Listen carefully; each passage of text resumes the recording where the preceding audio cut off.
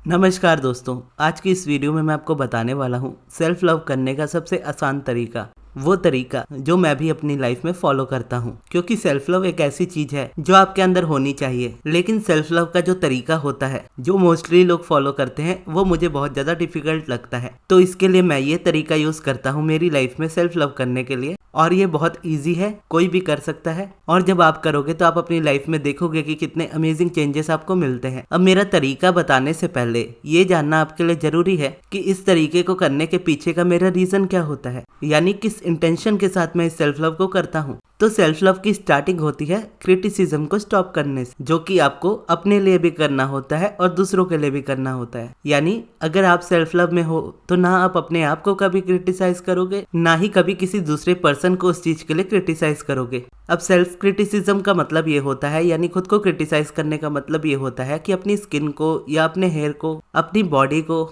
अपनी हाइट को या अपनी किसी भी कमी को बार बार पॉइंट आउट करना कि मुझे खुद के बारे में ये चीज नहीं पसंद, मुझे खुद के बारे में ये चीज बदलनी है। अब बदलने वाली बात भी तब तक नहीं आ सकती जब तक ये एक्सेप्टेंस ना हो आपके लिए कि आप जैसे हो वैसे परफेक्ट हो। जब तक आपके अंदर ये एक्सेप्टेंस नहीं आता, चेंज आप कभी एक्सपेक्ट ही नहीं कर सकते। और अगर आप विदाउट एक्सेप्टेंस अपने आप को चेंज करने की कोशिश कर रहे हैं तो आपकी जर्नी बहुत ज्यादा डिफिकल्ट होने वाली है, और ये 100% चांस वाली बात हो जाती है कि आपका ये एफर्ट पूरी तरह से फेल हो जाएगा। तो सेल्फ लव में सबसे पहले ये क्रिटिसिज्म आपको अपने अंदर से खत्म करना होता है, और उसके बाद इसी चीज को अपने से बाहर भी खत्म करना होता है। जैसे आप अपने आप को देखने लगते हो, अपने आप को सोर्स की नजरों से देखने लगते हो, आपको अपने अंदर अच्छाई दिखने लगती है, और आप इतनी अच्छाई अपने अंदर क्रिएट कर लेते हो कि आपको दूसरों में कुछ बुराई दिखती ही नहीं है। फिर तो सबसे पहले ये क्रिटिसिज्म आपके अंदर से खत्म होता है, फिर सामने वाले पर्सन के लिए भी या किसी भी पर्सन के लिए आपके अंदर से खत्म हो जाता है। और जैसा कि लॉ ऑफ अट्रैक्शन में कहते भी हैं कि हर चीज आप अपनी लाइफ में खुद से अट्रैक्ट करते हो, यानी दुनिया का कोई भी पर्सन आपको परेशान नहीं कर सकता, आपको तंग नहीं कर सकता, आपका कुछ नहीं बिगाड़ सकता, जब तक आप रेजिस्टेंस के थ्रू उसको इन्वाइट ना करो अपनी लाइफ में।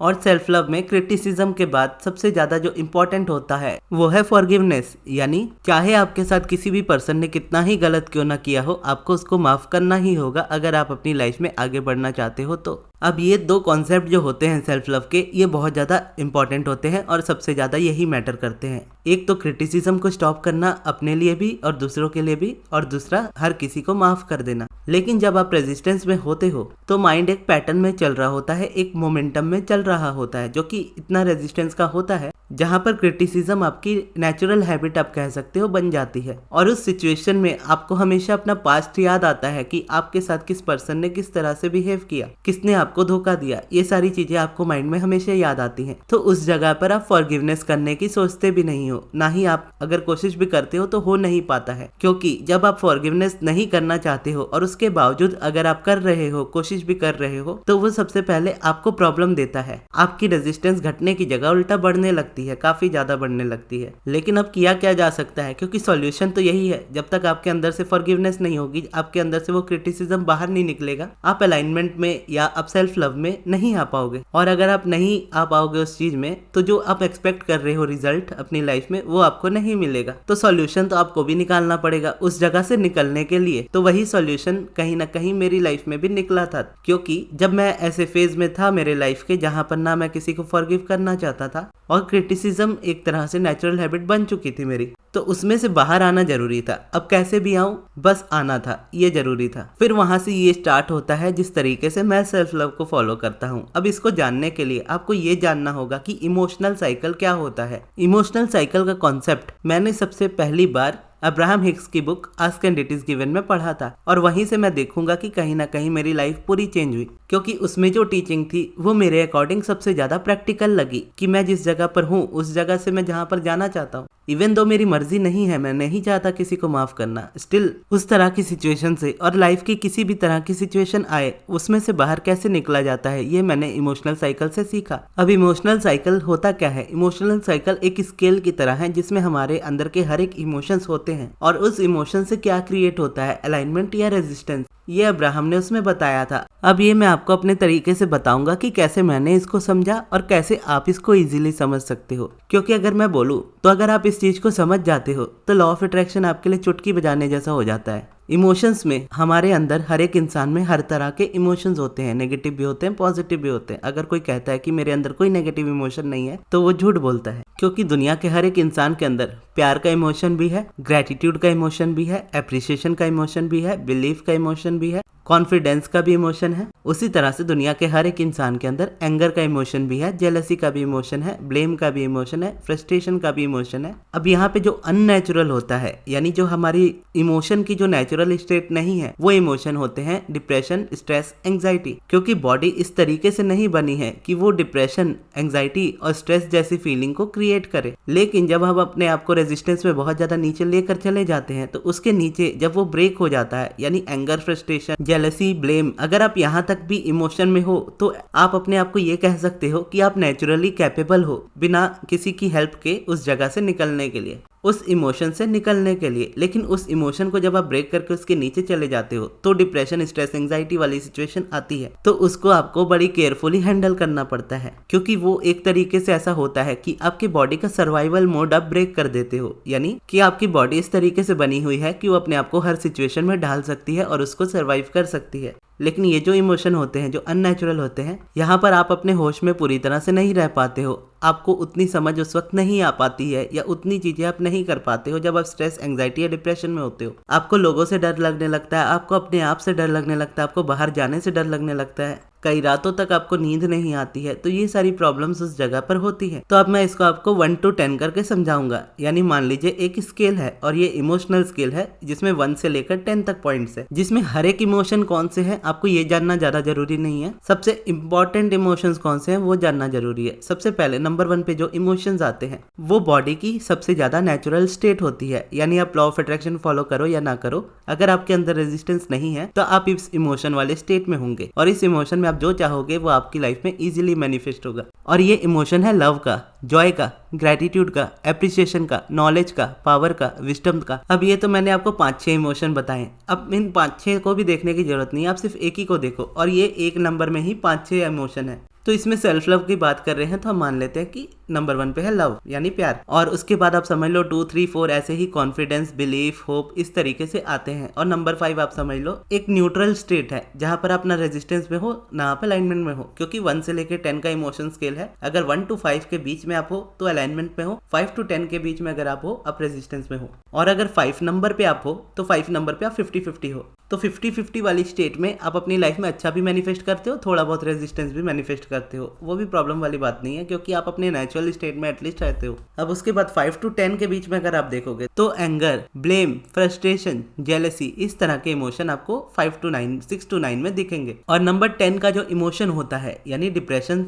एंग्जाइटी, स्ट्रेस, ये तब आता है जब आप एंगर, फ्रस्ट्रेशन, जेलसी अपने अंदर दबाकर और अपने आप को और नीचे इमोशनल स्केल में ढकेल देते हो। तो आप अपने आप को एक ऐसी दुनिया में डाल लेते हो, यानी अपनी रियलिटी एक ऐसी बना लेते हो जहां पर आप एक शेल के अंदर अपने आप को छुपा लेते हो, जैसे कोई टर्टल, कछुआ जिसको कहते हो, वो करता है कि उसके सामने अगर कोई प्रॉब्लम आती है या उसको अपनी लाइफ का खतरा होता है तो अपने आप को अपने शेल में छुपा लेता है ताकि उसको कोई नुकसान ना हो। ठीक इसी तरह से, और ये किसी की भी नेचुरल स्टेट नहीं होती। और नेचुरल स्टेट क्यों नहीं होती? क्योंकि ये आज से बहुत साल पहले लोगों की लाइफ में उतनी रियलिटी नहीं थी। और जब हम छोटे होते हैं तो छोटा बच्चा गुस्सा हो सकता है, छोटा बच्चा फ्रस्ट्रेट हो सकता है, इरिटेट हो सकता है, जेलसी भी फील कर सकता है, लेकिन छोटा बच्चा कभी डिप्रेशन में नहीं होता। मैं एकदम छोटे बच्चे की बात कर रहा हूँ जिसकी उम्र ऑलमोस्ट 5 साल हो, क्योंकि 5 साल तक के आपके इमोशन काफी होते हैं, 5, 6, 7 साल तक। लेकिन आज की जैसी लाइफस्टाइल होती है, छोटे बच्चे भी डिप्रेशन में आ जाते हैं, क्योंकि उनको काफी ज्यादा स्ट्रेस दे दिया जाता है उनकी स्टडीज को लेकर, उनके फ्यूचर को लेकर,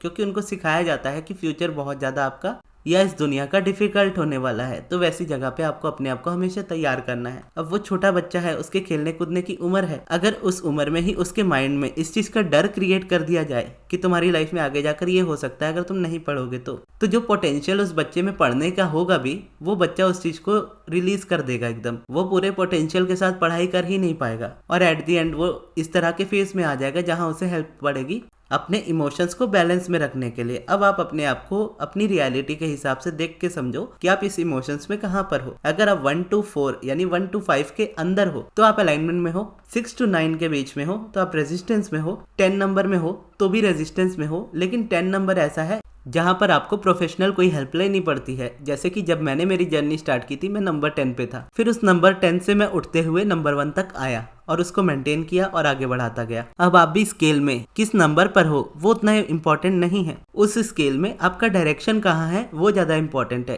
कोई पर्सन नंबर 1 वाली स्टेट पर होकर यानी लव, एप्रिसिएशन, जॉय, ग्रेटिट्यूड इस स्टेट पर होकर भी उससे नीचे जा सकता है, उसको भी गुस्सा आ सकता है या वो भी फ्रस्ट्रेशन, जेलेसी, ब्लेम तक जा सकता है, क्योंकि लाइफ में इमोशंस में आपके डिप्स और अप्स हमेशा आते जाते रहेंगे। कभी आप बहुत अच्छा फील करते हो, कभी आप बहुत ज्यादा अच्छा फील करते हो, कभी आप बोरिंग फील करते हो, कभी आप कुछ फील नहीं करते हो, नॉर्मल स्टेट में रहते हो, या कभी किसी बात पर आपको गुस्सा आ जाता है या किसी बात से आप फ्रस्ट्रेट हो जाते हो। तो हर एक पर्सन को ये इमोशन आते हैं, चाहे वो नंबर 1 पे हो चाहे नंबर 10 पे हो।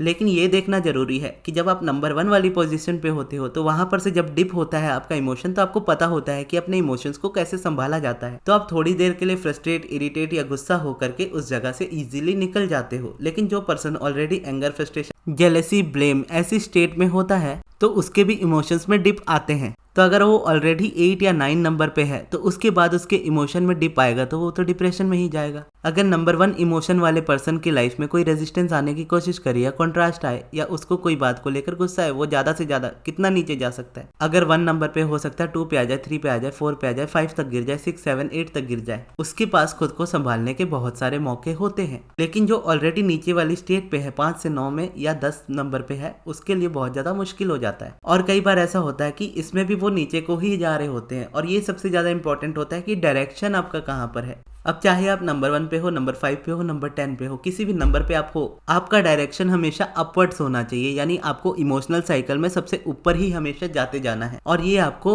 छोटे छोटे स्टेप्स में जाना है। यानी 10 नंबर पर अगर आप हो, 10 से 1 नंबर पर आप जंप नहीं करके जा सकते। 10 से पहले आप 9 में जाओगे, हो सकता है 10 से आप 8 तक चले जाओ या 10 से आप 7 तक चले जाओ, लेकिन 10 से 1 तक नहीं जा पाओगे एक बार में, क्योंकि इमोशंस की जरूरत पड़ती है इमोशंस को हील करने में। अब वो इमोशंस उस वक्त आपके पास नहीं होते जब आप रेजिस्टेंस में होते हो। और इसका मतलब ये है कि जब करंट रियलिटी आपकी बहुत ज़्यादा अपोजिट होती है आपकी डिज़ायर से, तो उस चीज़ की इमोशन को आप अपने अंदर से कम करते हुए निकल सकते हो। आप उस जगह पे बहुत खुश नहीं रह सकते जहाँ पर बहुत ज़्यादा रेजिस्टेंस आपकी लाइफ में हो, लेकिन पहले से बेहतर फील कर सकते हैं। और हमेशा पहले से बेहतर फील करने पे ध्यान देना चाहिए। तो अगर आप 10 नंबर पर हो, 10 से 9 पे जाओगे, 9 से 8 पर जाओगे। अगर आप 5 नंबर पे हो, 5 से 4 पे जाओगे, 4 से 3 पर जाओगे। अगर आप 1 नंबर पे हो तो भी आपका डायरेक्शन हमेशा ऊपर की तरफ ही रहेगा कि आप जितना अच्छा फील कर रहे हो उससे और अच्छा आप फील करते रहो। और जब आप नंबर 1 से लेकर नंबर 5 की या 1 to 4 की वाली स्टेट के बीच में रहते हो तो मैनिफेस्टेशंस आपकी लाइफ में ऑटोमेटिकली होती हैं, क्योंकि जैसा आप फील कर रहे होते हो उसी तरह के इमोशंस, उसी तरह की रियलिटी आप अपनी लाइफ में मैनिफेस्ट कर रहे होते हो। अगर आप एंगर, फ्रस्ट्रेशन, जेलसी, एंग्जाइटी इस तरह के इमोशंस में हो तो आप चाहो ना चाहो आपकी लाइफ में वैसी सिचुएशंस क्रिएट होंगी जो आपको और एंगर देंगी और फ्रस्ट्रेशन देगी और डिप्रेशन देगी और एंग्जाइटी देगी। और ये सारा यूनिवर्स अच्छे से संभालता है, क्योंकि यूनिवर्स को पता होता है कि क्या चीज आपको और फ्रस्ट्रेट करेगी, क्या चीज आपको और इरिटेट करेगी।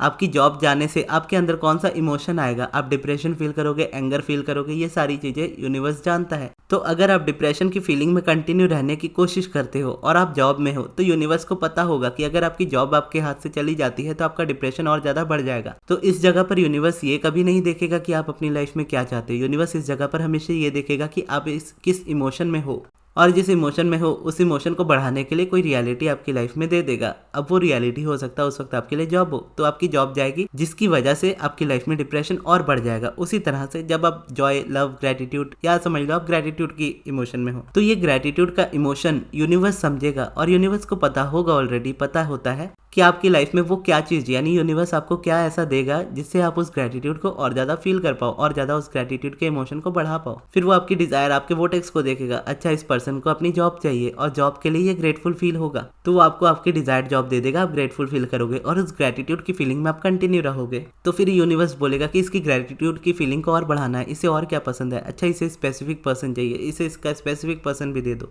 फिर वो स्पेसिफिक पर्सन भी आपकी लाइफ में आ जाएगा, आप ग्रेटिट्यूड और ज्यादा फील करने लगोगे उस चीज के लिए, और ग्रेटिट्यूड बढ़ जाएगा तो और भी वैसी चीजें आती जाएंगी जो आपके ग्रेटिट्यूड को और ज्यादा बढ़ाती जाए। और अब इसमें सेल्फ लव का कॉन्सेप्ट कैसे आता है वो मैं आपको बताता हूँ, जैसा मैं फॉलो करता हूँ। अब इस इमोशनल स्केल को अगर आप देखो तो नंबर 1 पर रखा गया था लव, और सेल्फ लव की टीचिंग्स में सबसे पहले क्रिटिसिज्म को स्टॉप करना होता है और सबसे पहले अपने लिए करना होता है, यानी सेल्फ के लिए। पहले अपने लिए करते हो फिर आप किसी और के लिए करते हो। और यही चीज अब्राहम भी कहती हैं कि हमेशा अपने आप को नंबर 1 प्रायोरिटी पर रखिए। आपकी लाइफ में आपसे ज्यादा इंपॉर्टेंट पर्सन आपके लिए और कोई नहीं होना चाहिए। अगर आप अपने से ज्यादा इंपॉर्टेंस किसी और पर्सन को देते हो तो आपको हमेशा वहां से रेजिस्टेंस ही मिलने वाली है। तो अब्राहम के इस कॉन्सेप्ट को समझते हुए मैंने सेल्फ लव को अपनी लाइफ में सबसे ईजी बनाया। जब मैं 10 नंबर वाले इमोशन पर था और मैंने समझा कि अब्राहम की टीचिंग्स कैसी है और कैसे उसको फॉलो किया जाता है। अब्राहम मुझे ये नहीं कहती कि किसी को तुम माफ करो, और वो इसीलिए नहीं कहती कि हो सकता है इमोशन जो है फॉरगिवनेस का वो 6 नंबर पर हो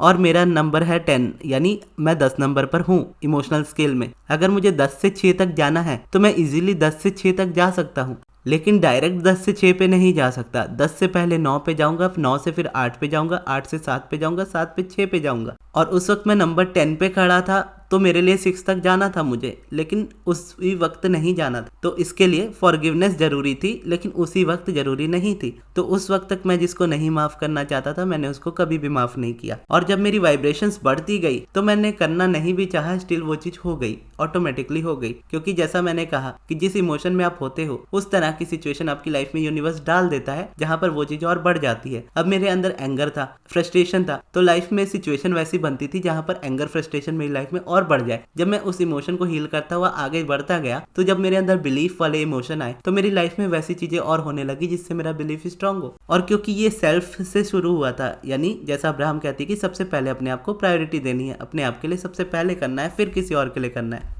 तो मैं अपने सेल्फ के लिए, अपने आप के लिए इस प्रैक्टिस को करते करते नंबर 1 के इमोशन लव तक पहुंच गया। और क्योंकि मैं अपने आप की लाइफ में नंबर 1 प्रायोरिटी सबसे पहले अपने आप को रख चुका था, तो जब मैं लव पे पहुंचा, लव के इमोशन में पहुंचा, तो सबसे पहले मैंने प्यार किया अपने आप से। और वो मैंने जबरदस्ती या जानबूझ के करने की कोशिश नहीं की। उस जगह पर मैं पहुंचा तो मैं इस बात को बिलीव कर पाया कि मैं कितना इंपॉर्टेंट पर्सन हूँ मेरी लाइफ में, मेरी क्या कीमत है इस दुनिया में, मैं कितना कीमती हूँ। ये सारी चीजें मुझे सबसे पहले मेरे लिए समझ में आई। जब मेरे लिए समझ में आई, और जो आपके अंदर होता है आप दुनिया को वही दे पाते हो। यानी आपसे आकर कोई पर्सन कुछ मांगता है और वो चीज आपके पास हो ही ना, तो आप उसको कैसे दोगे? आपके पास वो चीज होनी चाहिए तभी आप उसको दोगे। तो इससे पहले तक मेरे अंदर हमेशा गुस्सा, फ्रस्ट्रेशन, ये सारी चीजें रहती थी। तो मेरे अराउंड कोई भी रहता था ये गुस्सा उन पे ज्यादा निकलता था। अब मेरे अंदर वो नहीं है। अब मेरे अंदर प्यार है, रिस्पेक्ट है, अपने लिए ग्रेटिट्यूड है, दुनिया के लिए ग्रेटिट्यूड है, ईश्वर के लिए ग्रेटिट्यूड है। तो अगर मैं इस जगह पर मैं बोलूं, अगर जैसे मैं अब्राहम की टीचिंग्स को शेयर करता हूं, अगर मैं किसी तरीके से बोलूं कि मैं शेयर नहीं करूंगा या इस चीज के मैं इतने पैसे लूंगा तभी शेयर करूंगा, तो ऐसा मैं चाह भी लूं ना तो भी नहीं कर पाऊंगा। क्योंकि जिस इमोशन में मैं इस वक्त हूं यही मेरे अंदर से बाहर निकलने वाला है। मैं अपने आप से प्यार नहीं भी करना चाहूं तो भी मैं अपने आप से प्यार करूंगा, क्योंकि मैं लव के इमोशन में हूं। अगर मैं ग्रेटिट्यूड वॉक ना भी करूं तो भी मैं ग्रेटिट्यूड फील करूंगा, क्योंकि मैं ग्रेटिट्यूड के इमोशन में हूं। अगर मैं बोलूं कि मुझे जॉय फील नहीं करना, मैं स्टिल जॉय फील करूंगा, क्योंकि मैं इस इमोशन में इस वक्त हूं। तो इसके लिए लॉ ऑफ अट्रैक्शन में अगर आप सेल्फ लव की प्रैक्टिस करना चाहते हो तो प्रैक्टिस करना जरूरी नहीं है, सेल्फ लव जरूरी है। तो आप चाहे उसको आप प्रैक्टिस से करो, चाहे आप इस इमोशनल साइकिल से उसको समझते हुए करो। मुझे ये इमोशनल स्किल सबसे ज़्यादा ईजी लगा था और इससे मेरी पूरी लाइफ चेंज हो गई। तो इसको मैंने जब समझा तो मैंने इसी तरीके से अपने आप को हमेशा आगे बढ़ाने की कोशिश की। अगर 1 से भी कभी मेरा डिप होके 7-8 तक आया, यानी कभी मैं बहुत जॉय या बहुत लव वाली फीलिंग में से उठ के बहुत गुस्से वाली फीलिंग में आ गया, तो मैंने अपने गुस्से को अपने अंदर दबाने की कोशिश नहीं की। क्योंकि अगर उस गुस्से को मैं दबाता अपने अंदर तो वो गुस्सा बाद में जाके डिप्रेशन बन सकता था, मैं नंबर 10 पे आ जाता वापस से। लेकिन जब मुझे गुस्सा आता था मैं गुस्सा निकाल देता था। अब गुस्सा रिलीज जब हो जाता है आपके अंदर से तो उस गुस्से का इमोशन खत्म हो जाता है। नॉर्मल शब्दों में कहो तो आपके मन की भड़ास निकल जाती है। जब वो भड़ास आपके अंदर से बाहर आ जाती है तो आपका मन ऑटोमेटिकली शांत हो जाता है। तो जब मुझे गुस्सा आया मैंने गुस्सा किया, गुस्से का इमोशन मेरे अंदर से बाहर आ गया। अब मेरे अंदर गुस्सा नहीं, मैं वापस से अलाइनमेंट में, वापस से लव में, वापस से अप्रिशिएशन में। तो आई होप आप ये समझ गए होंगे। वैसे तो वीडियो बहुत ज़्यादा लंबी है, अगर आपने यहाँ तक देखी है तो मैं आपको ये ज़रूर कहना चाहूँगा कि ये वीडियो बहुत ज़्यादा इंपॉर्टेंट है। हो सकता है कि आप एक बार में बहुत अच्छे से समझे हो, या हो सकता है थोड़ा थोड़ा समझे हो, या हो सकता है बिल्कुल ना समझे हो। लेकिन इस वीडियो को आप अपने लिए सेव करके रख सकते हो चाहो तो, और जब आपको इसकी ज़रूरत पड़े आप इस वीडियो को वापस से सुन सकते हो। और इसको आप जितनी बार सुनोगे ये इमोशनल साइकिल आपके माइंड में उतना ज़्यादा फिट होता जाएगा। आप इसको ऐसे समझो कि आप इसको अपने सबकॉन्शियस तक पहुंचा दो, और जब आप पहुंचा दोगे ये नेचुरली आपको उस चीज़ में हेल्प कर देगा। और ये वीडियो आपको कैसी लगी कमेंट बॉक्स में ज़रूर बताइएगा। और अगर आपको पर्सनल सेशन लेना हो या फिर पर्सनल सब्लिमिनल बनवाना हो अपने किसी डिज़ायर से रिलेटेड, तो मेरे मैनेजर अमृत को उनके व्हाट्सएप नंबर पर कॉन्टैक्ट कीजिएगा। उनका व्हाट्सएप नंबर मैं आपको कमेंट बॉक्स में दे दूंगा। और इस वीडियो को यहाँ तक देखने के लिए बहुत बहुत धन्यवाद।